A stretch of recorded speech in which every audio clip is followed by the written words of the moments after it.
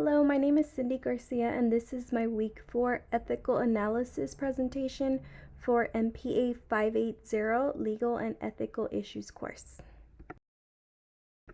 For this presentation, I'll be talking about a fictitious ethical dilemma. I'll then discuss two analyses, one as the duty of a public administrator, and the second analysis will be on some ethical approaches.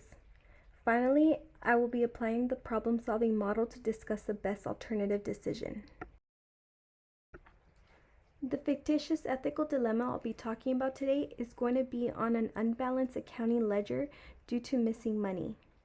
The Civil Process Division is the only department within the sheriff's that makes revenue off service fees. So one day as the end of the fiscal year was approaching, the admin manager was trying to balance the accounting ledger books and noticed a pattern of missing money that was not being accounted for during the vehicle auction sales that were held by the sheriff's department. The admin manager gathered as much information possible and presented it to Ruby, the chief clerk. Ruby oversees the clerical staff and handles all the incoming revenue.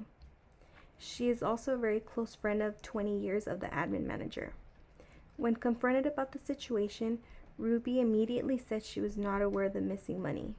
The admin manager asked Ruby if she can provide her with the receipt book so that she can be able to figure out when and what cases the money is missing from.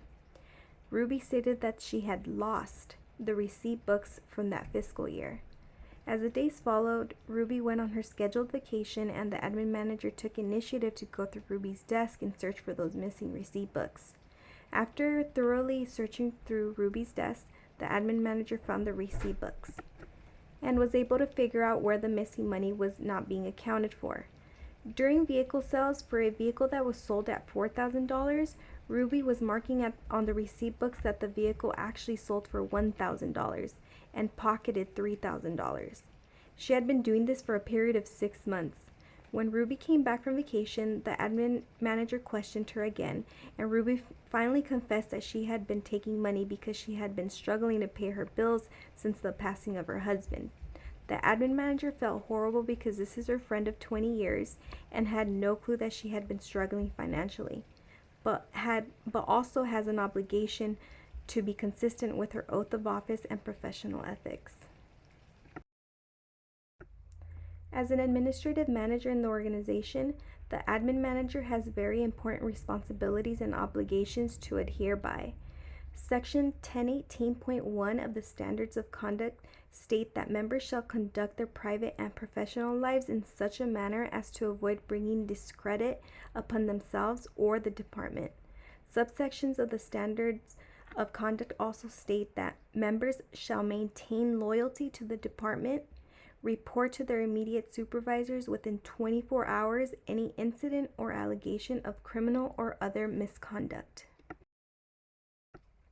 The stakeholders in this dilemma include the admin manager, the chief clerk, the organization, the public whose cases these belong to, and the final bidders during these auctions that took place.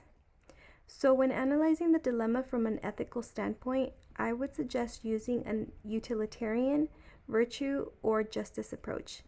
Using the utilitarian approach, I would ask myself who will be affected by each of the actions and what benefits or harms will generate from each. And the ethical action is to provide the greatest good for the greatest number. The virtue approach, because being virtuous means providing honesty, integrity, and trustworthiness.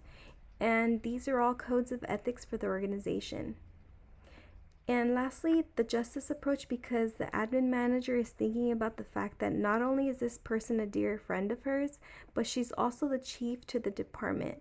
So does the admin manager choose favoritism or fairness? The problem-solving model helps administrators determine whether they should go through with an action that they would prefer not to execute because of the potential negative consequences. Using the problem-solving model, the best decision in this dilemma is for the admin manager to perform her duties as required by the department's rules and regulations and report the chief clerk's misconduct of theft of public funds to the department's captain.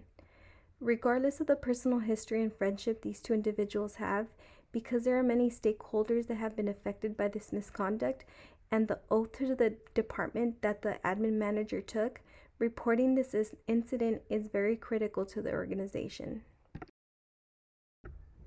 This concludes my presentation. Thank you all for watching.